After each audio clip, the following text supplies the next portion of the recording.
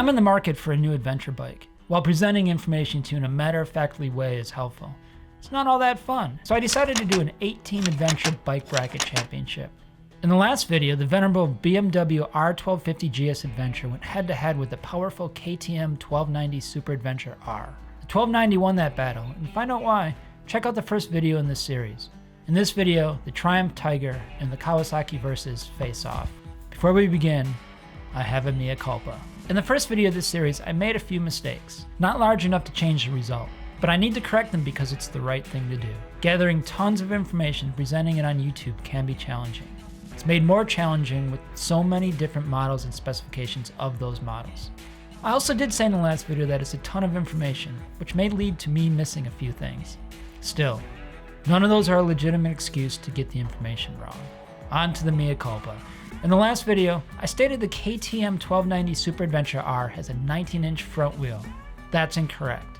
It is a very off-road friendly 21-inch front wheel. I also used a short clip of the KTM Super Adventure S when talking about the Super Adventure R. For these mistakes, I'm sorry. While I'm not new to adventure, I am new to the adventure bike world. The purpose of this series is to help me choose a bike in a fun and creative way. But it's a ton of information, and like anything new for anyone, mistakes might be made along the way, both on and off the bike. I'll correct my mistakes when they happen. By the end of the day, this series is about what my needs are, and hopefully some of it will be helpful for you. Whew, okay, that felt cathartic. On to the video. The Tiger is an intriguing bike. It's a 1215cc triple with 139 horsepower, and like other adventure bikes in the bracket, it's heavy. There are a ton of different model options for the Tiger, and the one I'd be most interested in, the XCX, is 547 pounds dry. I don't think it's unreasonable to add an additional 30 pounds when the Tiger is fully fueled and ready to ride. That's a heavy bike. The Tiger's looks are as rugged as the bike is versatile. The 1200 comes in two distinct models, XR for touring adventures and the XC for on and off-road adventures. The Tiger has 6 riding modes: road, rain, sport, off-road, off-road pro, and a rider-defined mode. I love versatility, and I'd love to create the ride that fits best for me.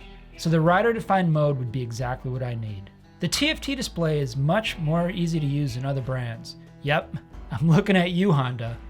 It's clear, concise, and you can quickly change modes with a 5-way joystick, even on the move. For my touring adventures, the Tiger really checks all the boxes. The riding position and the electronically adjusted front and rear suspension suggest that I could spend a long time in the saddle. And the large 5.2 gallon tank will take me even further.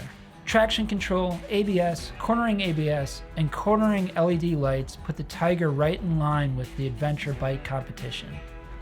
If you really want to make things easy, Triumph offers Shift Assist, which allows you to shift gears without using a clutch. That's intriguing, but I'm not really sure it's for me.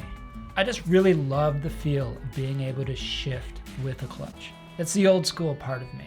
The 2 off-road modes may help take my adventures further. Off-Road Pro allows you to fully shut off traction control and ABS in both the front and rear. Like other adventure bikes, the Tiger is heavy and can be a challenge off-road, but I feel the Tiger will be more challenging off-road than other bikes.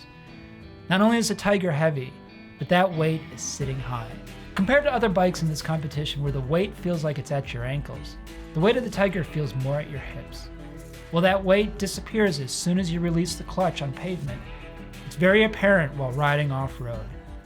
It doesn't mean that a skilled off-road adventure bike rider cannot have full-on adventures in the dirt with the Tiger. With skilled hands and the right tires, the Tiger can be a very capable off-road bike. Just not for novices like me.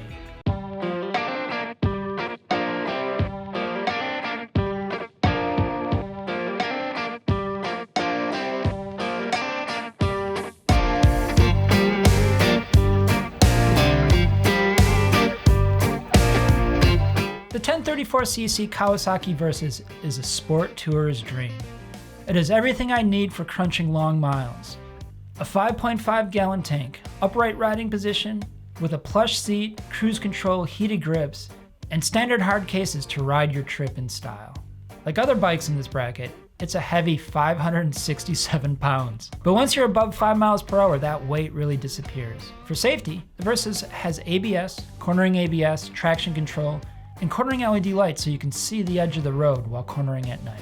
The inline-4 engine has been in Kawasaki's bikes for ages, so they had a lot of time to refine it. They've retrofitted rider mode technology to this drivetrain.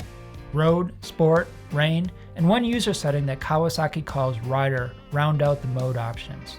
In the rider settings, you can adjust power and traction control. One of the best features of the Versys is Kawasaki's electronic control suspension that adjusts damping in both the front and rear based on riding conditions. You can also adjust the damping in the rider mode.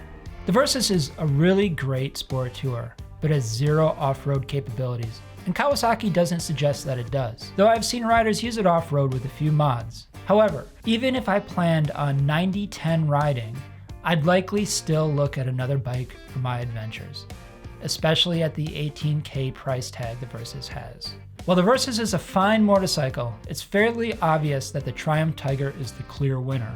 It has more off-road capabilities at a similar price point. I'm sure I missed a few things with these bikes. Let me know in the comments below what I did miss and what you think of these bikes. Now onto some comments from the last few videos. From the first episode of this series, longtime friend of the channel and native Wisconsin riding buddy Vetter said, "Golden Retrievers and ass hucks. This video has something for everyone." Hey Vetter, I gotta try and please everyone.